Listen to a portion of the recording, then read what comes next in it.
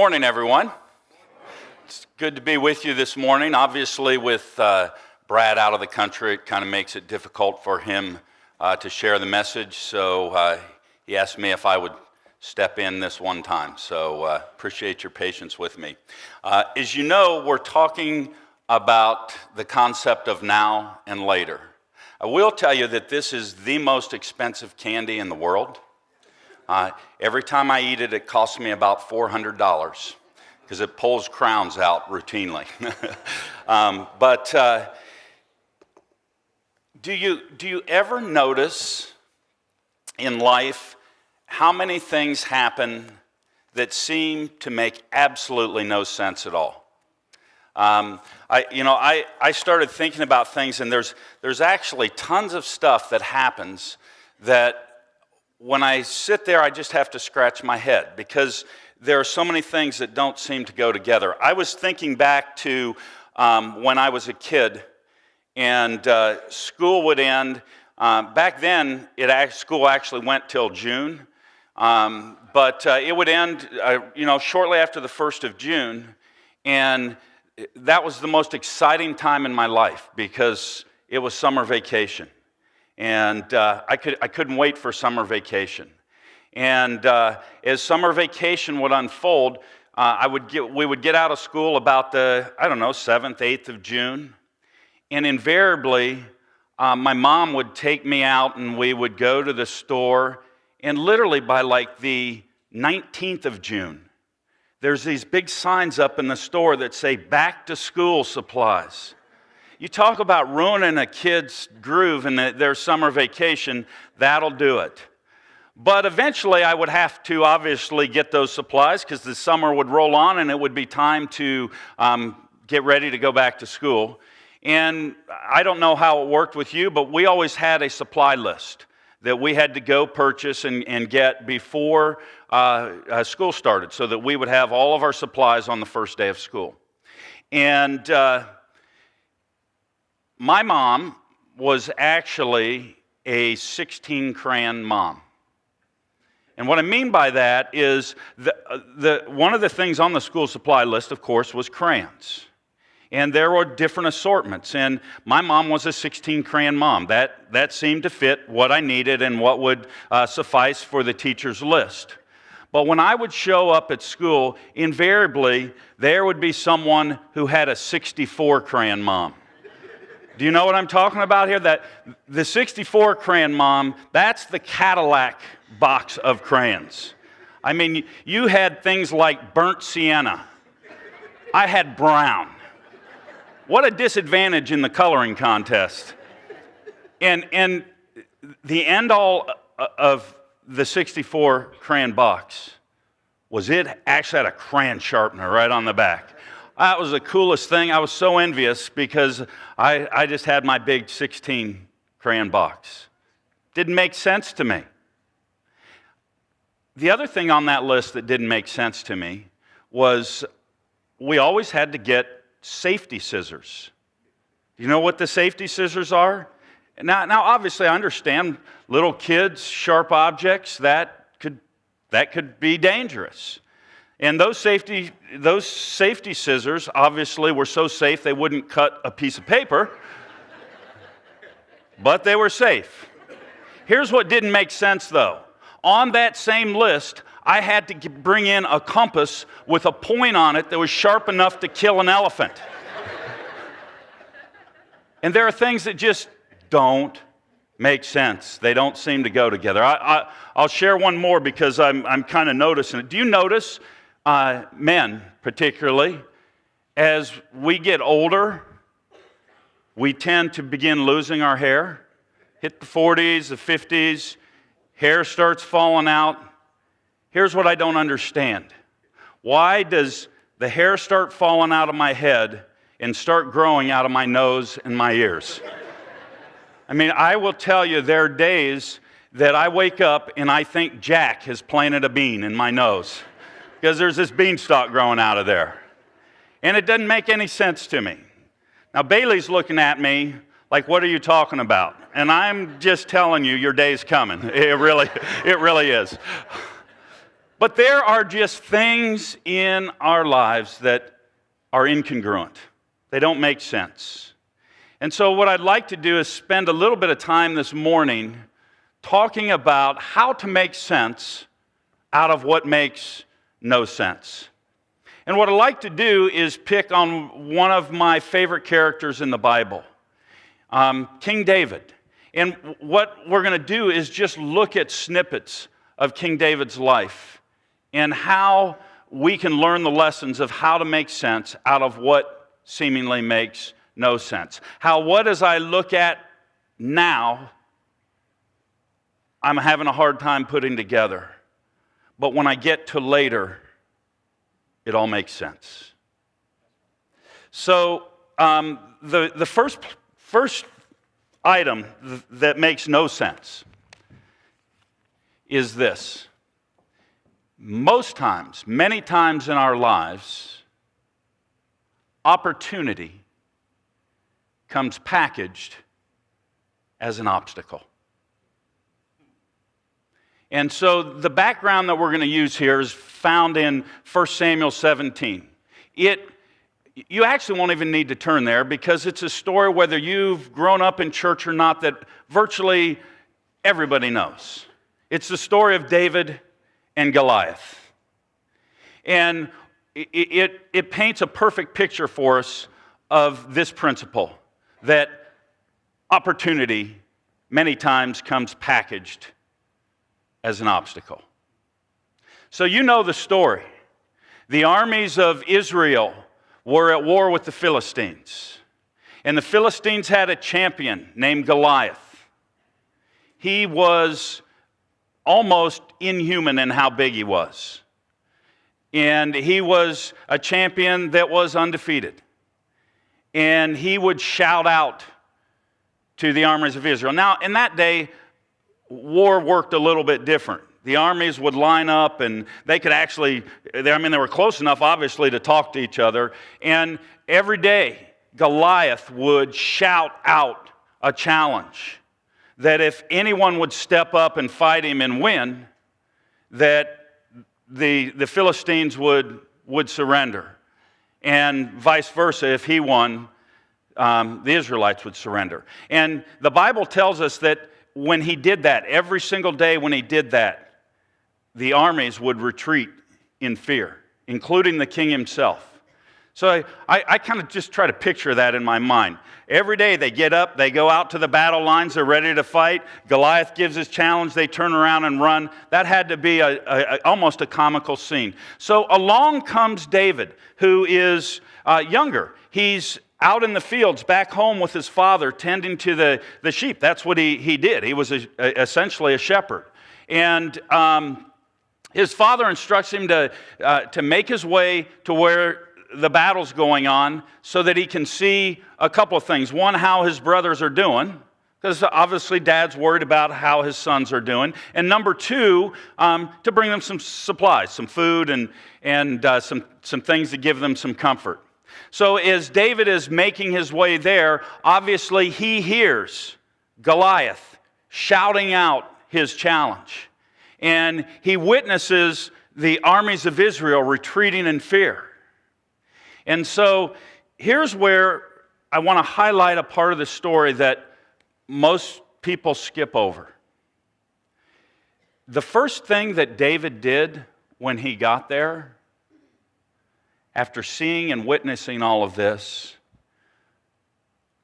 was he asked a question. And here was the question that he asked. What will be the reward for the person who takes this guy down? And he learned what the reward was. He'd have riches. He would get to marry the king's daughter, and his family would pay no taxes forever. Yeah, I hear you. I'm looking for a giant right now, let me tell you. Here's what happened. David immediately, although there was a huge obstacle in the way, was looking for opportunity his brothers, the armies of Israel, cowered in fear. And that's the picture that I want us to start with. Because the reality is avoiding obstacles in our lives is an impossibility. I would like to say that everything always goes smoothly, but the reality is, whether it's in our spiritual life, whether it's in our relationships, whether it's in our job, whether it's in our hobbies, whether it's in anything that we endeavor to do, we are going to encounter obstacles. It is impossible to avoid them. Now, I've got to tell on myself. I tend to be a very positive person. I think I have a positive outlook. I see the possibilities in many things, except in one area. And that one area is when my team, Ohio State, is playing a football game. And for some reason, my whole demeanor, my whole makeup completely changes when the ball kicks off. And as soon as something negative happens, the other team intercepts a pass, scores a touchdown, and now we're down by 7 points or 10 points. Something happens to me. I immediately go into negative Nancy mode. And the world has ended, the game's over, we've got no chance. And it is so counterintuitive to everything else that I do in life. So I'm admitting all of this in front of all of you so that as tomorrow night unfolds, now I have to work on not being negative Nancy, no matter what happens.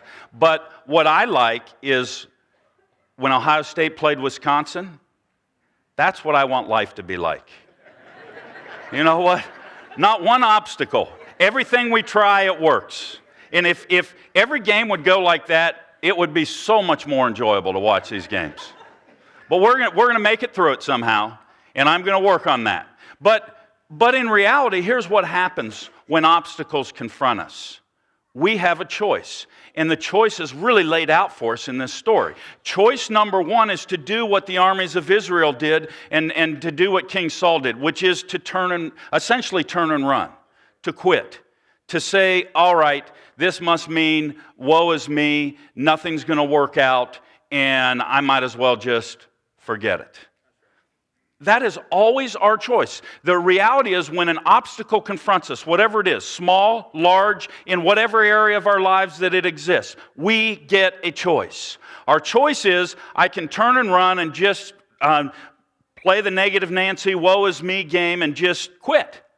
Or I can look behind that obstacle and try to figure out what is it that God is trying to teach me? What is it that is the opportunity that lies here?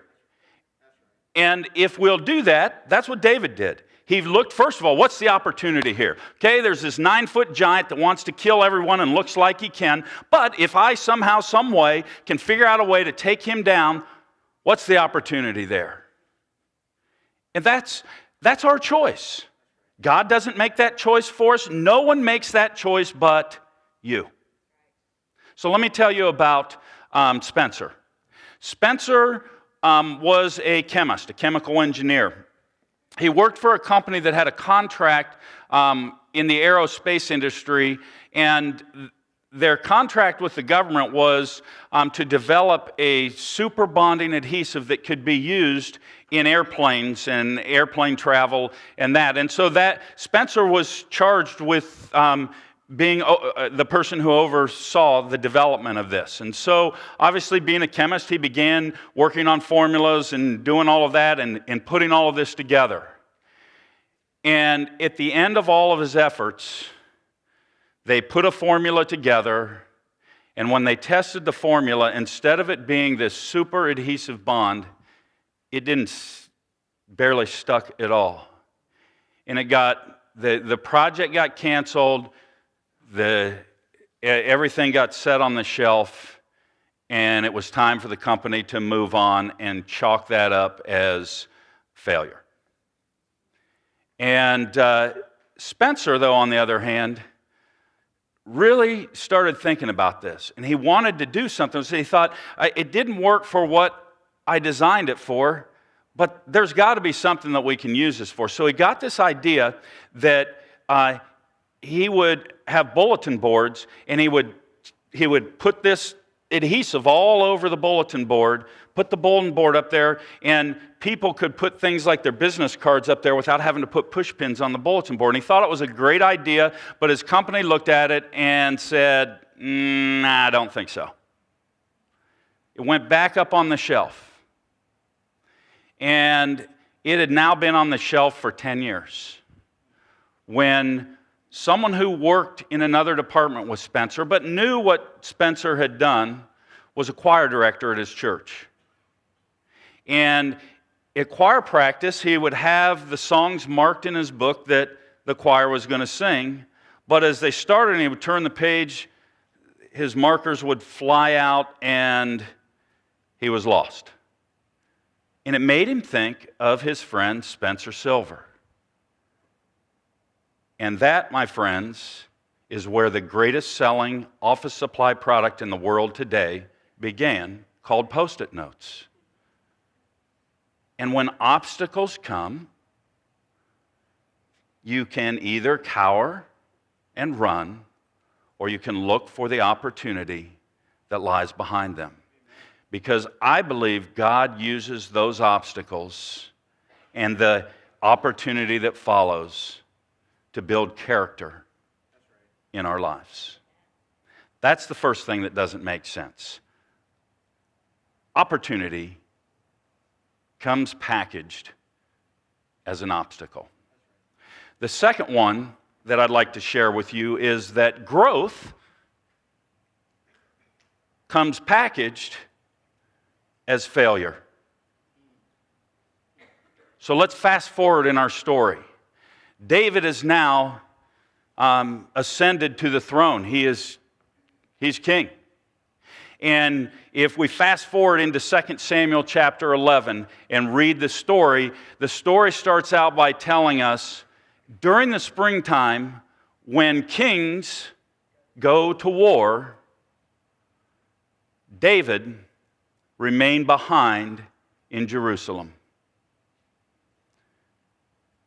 That was actually his first decision that led toward failure. And then I think most of us know the rest of the story. As he stayed behind in Jerusalem, he looked out over his vast portico, looked down, and saw a beautiful woman bathing named Bathsheba. And he called for her.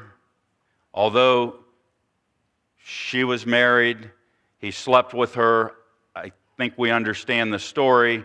And then a few weeks later, word comes back to him from Bathsheba that she is pregnant. So, David makes failure decision number 2 and calls her husband back from the battlefield, because her husband's where he was supposed to be, fighting the battles. And he thought, if I can just have him come home, let him have a weekend pass with his wife, they'll be together, everything will be fine, and off we go into the sunset. The problem was when the husband came back, because all of his comrades were out on the battlefield and didn't have that opportunity, he was honorable and said, I can't do that. And try as might, David tried to get him drunk. He did everything he could to get him to go in and be with his wife. And so when he wouldn't, David made horrible decision number 3, which was he called his general Joab and said, when the fighting's the heaviest, I want you to order Uriah to stay out on the front lines, and you retreat everyone back.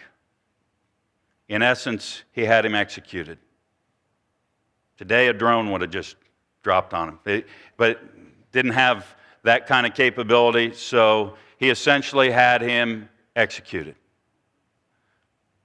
And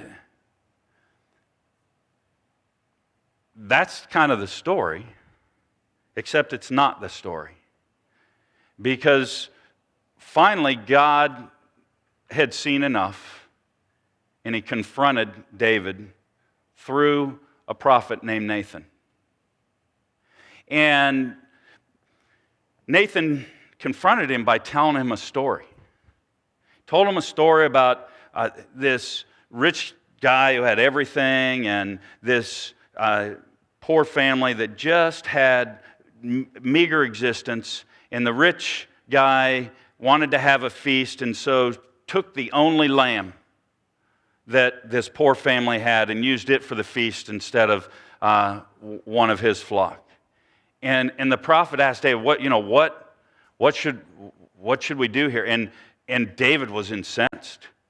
That's horrible. It's the worst thing I've ever heard. And Nathan just stopped him and said, you're the man. And there's the story. So here's what we need to understand from this. Number one, just as we cannot, no matter how hard we try, avoid obstacles in our lives, the reality is we also, no matter how hard we try, no matter how much we try to avoid it, no matter how great we try to be, we absolutely cannot avoid experiencing failure in our lives. It actually is a part of our relationships, it's a part of our job, it's a part of our hobbies, it's a part of our relationship with God. Everything that we do, the human experience is infused with failure. So guess what? Just like with obstacles, we get to decide what we do with our failure. God doesn't decide. No one else decides for us. We are the ones who get to decide what we do with our failure. So here we are. David is at a crunch point. And let me just stop and say this. David was God's man. I mean, think through the story. I mean, he was anointed as a young boy as king, chosen by God. He obviously defeated Goliath. He was God's man. And even God's man failed in the worst ways possible. It's just a part of our life. But when that failure happens, we go one of a couple of directions. One is we're typically humiliated by it. It's not a positive experience when I fail. Secondly, we try to hide it. We try to hide it because I think the enemy plays a trick on us. When we fail, and it could be a moral failure, it could be just a failure in my job. When we fail at something, the enemy tries, I believe, to isolate us and make us feel like we're the only ones out there failing. So if you're sitting here this morning and you've experienced failure in your life, and I don't care what realm it is, and you're feeling isolated and alone, I just want to tell you, man, join the club. Join the club. Welcome to the human race. Is just a part of our lives. Not a fun part of our lives, but it's a part of our lives. And so David, when he was confronted, had some choices to make. He could wallow in what a miserable, horrible, terrible person he was now. Sound familiar? Or he could allow God to use it and to change him. Well, if you want to know what David chose, find your way to the 51st Psalm. And there's your homework assignment. Read the 51st Psalm because it is the quintessential prayer for forgiveness and repentance that exists. And if you're struggling with failure in some measure, some way in your life, read that psalm as yours, because it couldn't be worded more perfectly in a more heartfelt way as to what can happen in the midst of my failure. The reality is, God used that experience in David's life to create the most tremendous growth that he would ever have in terms of who he would be as a king. And the same thing is true of us. Failure becomes the opportunity to grow, because when we're not failing, when we're just cruising through and everything is going our way seemingly, we have no recognition that we need to do anything at all in our lives.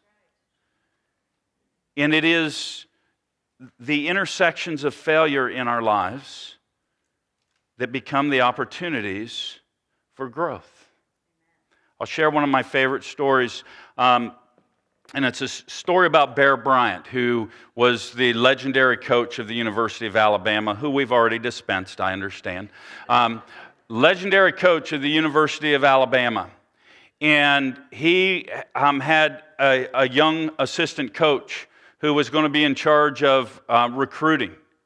And so he was counseling this assistant coach about recruiting. He said, look, when you're out there on the recruiting trail, you're going to run into different kinds of recruits. You're going to see some recruits out there that they're going to get knocked down, and they're going to get knocked down so hard they don't really get back up, and they kind of wither away.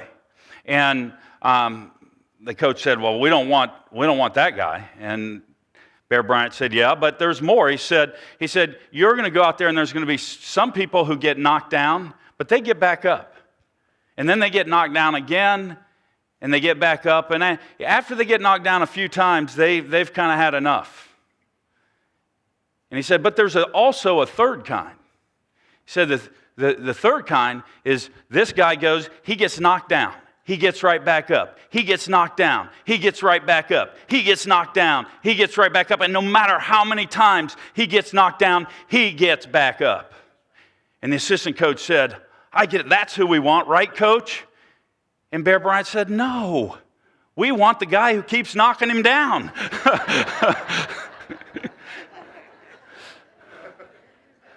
But the reality is, the way God looks at it, He wants the guy who keeps getting back up and grows from the failure. Because I believe God uses our failures as a way to build humility in our lives so that we can grow into who He wants us to be. Obstacles, opportunity, growth, failure. Now it looks like an obstacle. Later, looks like opportunity. Today, maybe in your life it looks like failure. Later, that's an opportunity for growth. One more. The third one is that joy comes packaged as struggle. So let's look at our man David. God describes David as a man after his own heart. That didn't just happen. God didn't just say, hey, David, your title is a man after my heart. That was a description of David. And I believe where David became the man after God's own heart is if you look throughout David's life, do you understand that David wrote a high percentage of the book of Psalms? I will tell you, when I'm struggling, the first place I go is the book of Psalms. There's no place, in my opinion, in God's Word where more comfort is dispensed. And if you look at some, for example, Psalm 59 as an example. In Psalm 59, it's David crying out to God because he's being chased down and hunted down by Saul. And Saul is trying to kill him. And we think about all of David's triumphs, but the reality is he had lots of deep, deep struggle in his life. Obviously, the failure that happened that we just talked about. He lost children. He had family turmoil and family turn against him. He was hunted down by Saul. He had a lot of struggle and strife in his life. And the reality is, just like with obstacles, just like with failure, no matter how hard we try, no matter what we do to try to avoid it, we cannot escape times of struggle and tribulation and difficulty in our lives. Now, that's very counterintuitive to the way that we're wired. Because I don't know about you, but I'm always wired to avoid pain. I'm always looking for what brings happiness and joy and what feels good and not pain. I'm not looking to experience that kind of stuff. So we're wired in such a way that we want to avoid struggle and difficulty and those kind of things at all costs, and yet we can't escape it no matter how hard we try. And it happens also in every area of our lives. It happens in my relationship with God. It happens in my relationship with my family. It happens at my job. It happens with my hobbies. It happens in all kinds of different pursuits. It's just a realistic part of life. And it was for David. But out of that difficulty, the joy that we find in the Psalms is the joy of David's life, because somehow through the struggles of his life, God did something and created joy. The reality is, when struggles come, guess whose choice it is on how to deal with it? It's not God's choice. It's no one else's choice. You get to choose how you respond to the difficulty and the struggles of your life. You don't get to avoid them. You don't get to dictate, sorry, no struggles for me. But you do get to determine what you're going to do with them. David used them as an opportunity to reach out beyond himself, because he didn't understand. And I just got to tell you, when the struggles hit me, most of the time, I don't understand. But why isn't even the right question at that point. What? What am I going to do? And you see, if we never had struggle in our lives, now don't go looking for it, but if we never had struggle in our lives, we would never realize our dependence on something greater or bigger than ourselves. We absolutely would not. And so, at different junctures in our life, I believe God allows. I don't believe He's out there saying, let's see who we're going to get today. I don't think God's doing that. But I think at different times He allows, through the natural course of things, struggle to come our way, because He can utilize that struggle to help us realize our dependence upon Him. And so I was thinking to different times in my life that I've faced struggle and disappointment. And I thought back to when my oldest son was born. He was a preemie, weighed a little over 3 pounds, but everything looked good. We were, he was going through the whole process and getting ready to come home. And literally a couple days before he was scheduled to come home, the doctors called us in and said, there's a problem. The problem was he had a hemorrhage, and long and short of it, he had to have neurosurgery at 2 weeks old. And I remember walking out to my car and just collapsing, putting my head down on the steering wheel and bawling my eyes out. And surgery was successful, all of that. But throughout his first few years, he had some tremendous difficulties. Now those of you who are parents, when you have a helpless kid that you can do nothing about, there is not a more debilitating feeling than that. And through the difficulties that he was going through, the doctors called us in and determined that they were going to try essentially an experimental surgery on him. And the surgery literally involved taking his skull apart and taking parts of his skull out. And they didn't know, it wasn't like 100% this is going to cure it. It was like, there's about a 70% chance we think this will work. So I've not had this experience a lot of times in my life. In fact, I don't know that I've ever had it to the degree that I had it right there. But something happened in the midst of that difficulty and that struggle where I just had a peace come over me and a presence like I can't describe. And it's almost like God reached down and said, Mike, don't do this surgery. This isn't the right thing. And we literally turned to the doctors and said, we don't have peace about this. We can't do this.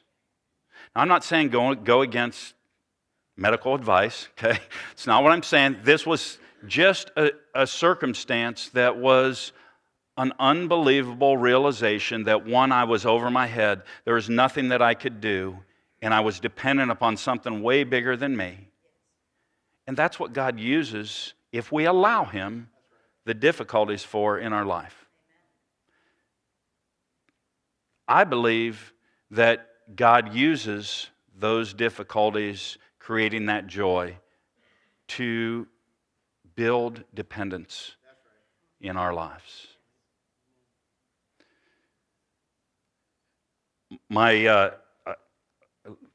Let me kind of wrap things up this way, because it paints a good picture for me.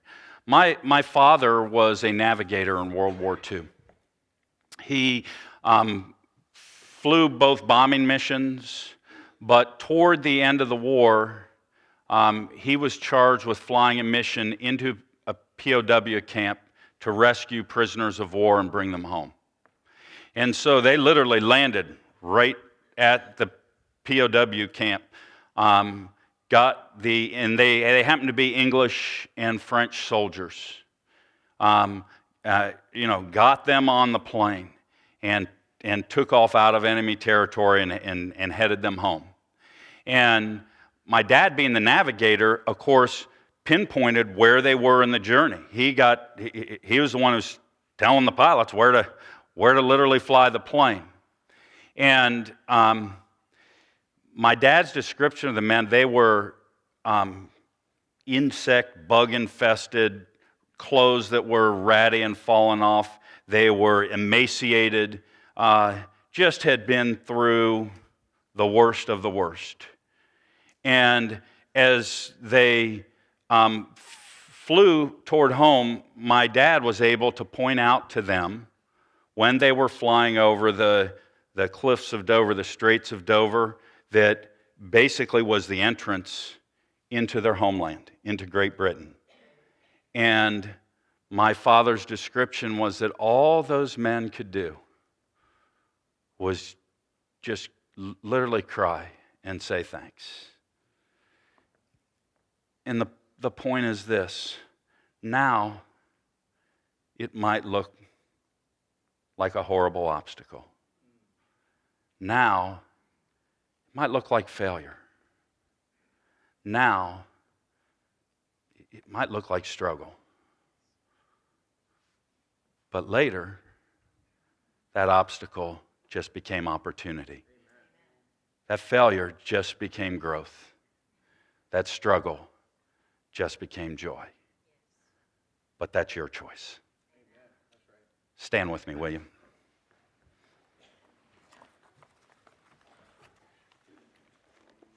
Our Father, we thank you for our time together. We like it when we're cruising through life. Feels good. But we recognize that's not always going to be the case.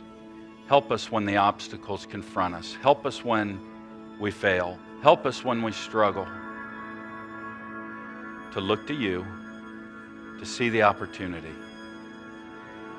to see the growth that can take place, to see the joy. Build the character in us that we need. Build the humility in us that we need. Build the dependence in us that we need. And for all that you do in our lives, we give you thanks. We give you praise. In Jesus' strong name we pray. Amen. God bless you. You are dismissed.